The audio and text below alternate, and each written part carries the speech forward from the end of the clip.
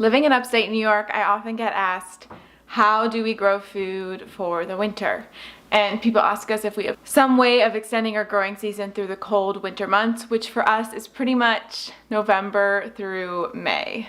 So today I want to show you guys our pantry tour, all of the things that right now we have canned, dried, cured.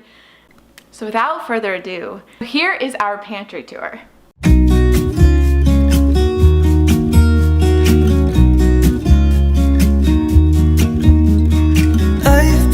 Feeling so small, watch the clock ticking off the wall. There's a common assumption that if you grow in a cold climate like we do, your short growing season means that you really can't grow enough of your own food to be self-sufficient in any ways. But I think that's totally false, and as you can see, you can grow a lot of your own food no matter where you live by using creative methods of preserving and curing and freezing and all the good stuff that we now have access to.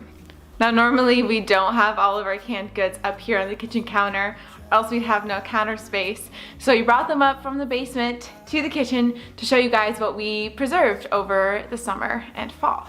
This past summer was our second growing season, and we grew a lot of produce. So much so that we were able to preserve a lot through the winter. The stuff you see here isn't everything we preserved. We also have a lot of things in the freezer, like frozen peppers and hash browns, more tomatoes. We even have some homemade pesto and frozen juice that we made from juicing our produce.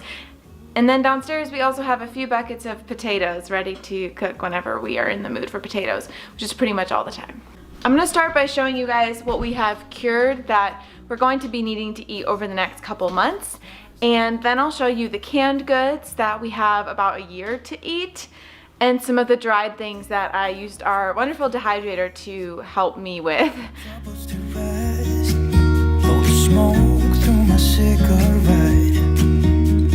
City lights looking fun, and I know this is my time now.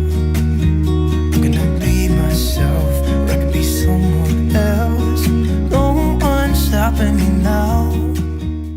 Next to me, we have some honey nut squash. These are miniature butternuts, really flavorful, probably my favorite squash and one of my favorite things to grow.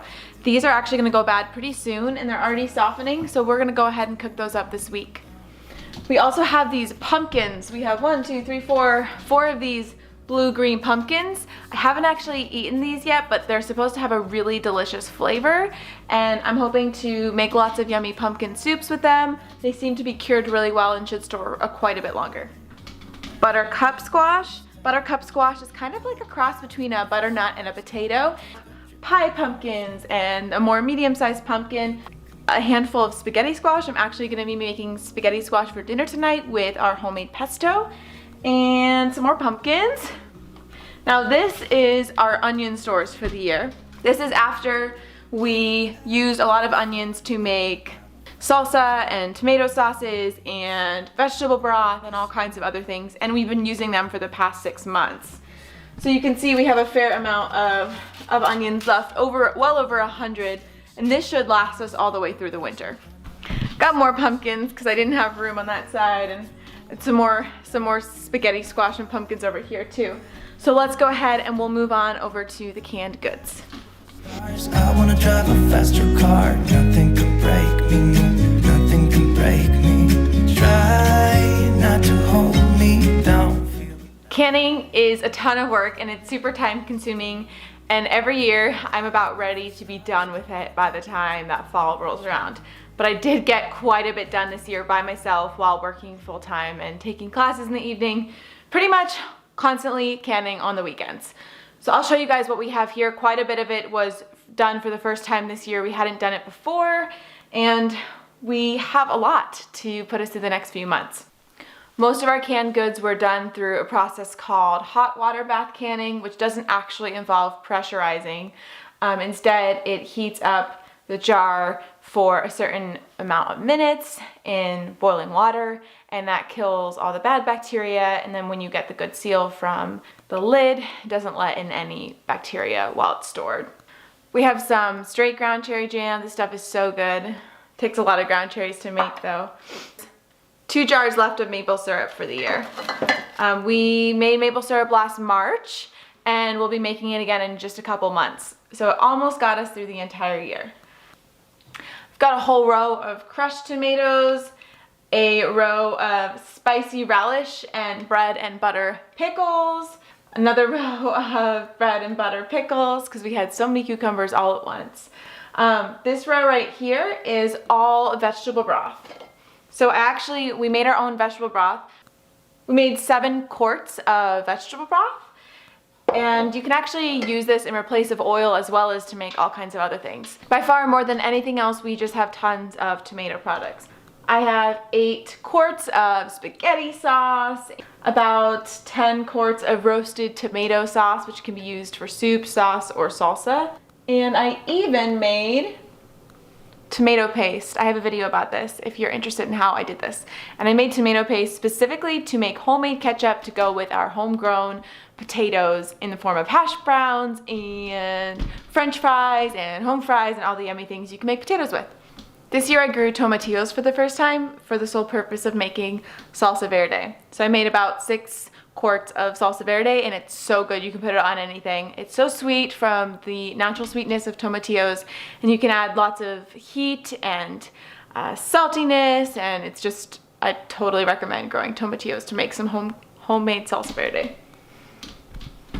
I even have about 2 cups of dried black beans, which is a very small amount from what I had hoped for, but it's a lot better than nothing. And next year, we're going to be prepping our soil a little bit better for growing beans. So we should have quite a few jars of dried black beans next year. I even have a couple jars of dried soybeans with the goal of making homemade soy milk, tofu, tempeh, all those yummy things. So let's talk a little bit about the dried spices and seasonings. So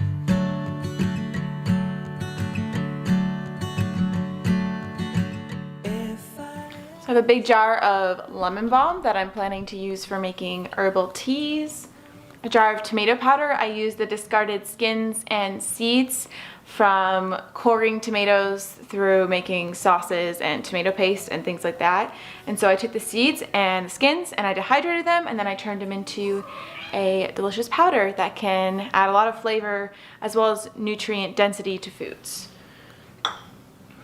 We've got pineapple sage for herbal tea and a lot of lavender, which smells amazing and can be used in baking and cooking. A jar of garlic powder. Mint. I love mint tea, especially before bed. It's really good for your digestion as well. And a jar of cayenne, which is much more than we'll need this year. So this should last us for a good couple of years. But I am planning on growing cayenne peppers again because they're incredibly prolific, and I want to make some hot sauce next year. I also have, what is this? Oh. I also have about a pint of dried sage, some rosemary, which is really good if you're making like a vegan cheesy sauce. Rosemary actually adds a natural cheesy flavor. Oregano, bee balm for tea, thyme. This is, what is this? Oh, this is a poblano, a dried poblano powder. We've also got homemade paprika, which I already have in a jar, and a bag full. A rose con pollo pepper seasoning, some dried calendula flowers, some chamomile flowers, hibachi pepper seasoning. You can also see in front of me right here, we still have a lot of garlic to eat throughout the winter. And this is after I planted the majority of the garlic out in our garden. And some baby onions. One of my favorite things to grow that I didn't grow a whole lot of this year, and I forgot to bring it inside, and a fox got a bunch of it, was glass gem corn and blue corns. So we have just a few ears of corn here, but you can actually pop this over the stove and make popcorn, or you could grind it into a flour and make homemade tortillas. There's lots of things you can do with this. It also makes a great decoration in the fall, and it's just really beautiful to look at. I'll show you real quick what our freezer looks like, and give you an idea of how much more food we just have tucked away in the freezers. So this is a bag full of pesto that was frozen into ice cubes, then stored. So many bags of green beans. Homegrown broccoli that was frozen. Loads of frozen peppers. Here's some hash browns in this cookie sheet. And frozen curly cabbage here. Tons of tomatoes back here. This freezer's really full, and we have another one in the garage that's full as well. Oh, and I didn't even mention the food that we have in the fridge. We still have a lot of radishes in the fridge and actually still in the garden. A number of fermented vegetables in the fridge like sauerkraut.